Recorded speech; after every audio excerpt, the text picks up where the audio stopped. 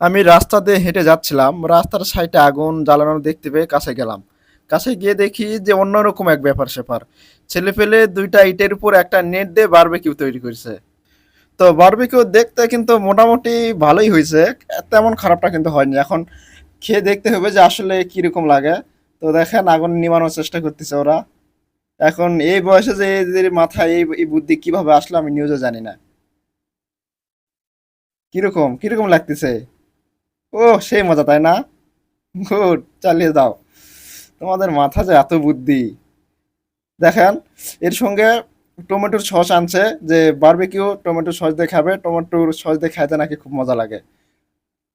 তো তারপর দেখেন মসলা ছিল যে কি মসলা দিয়ে রান্না করেছে। মসলার পাশাপাশি অনেক কিছু ছিল। তো ওরা খাচ্ছে। তো আমি দেখি ২-১ টা খেয়ে দেখি কিরকম লাগে। আপনারা যারা এভাবে বারবিকিউ তৈরি করে খাইছেন তারা কিন্তু অবশ্যই কমেন্টে জানাবেন। তো আমি একটা ওখান থেকে নিলাম দেখি কিরকম লাগে। আমিও একটু টমেটোর সস মিশিয়ে নিলাম।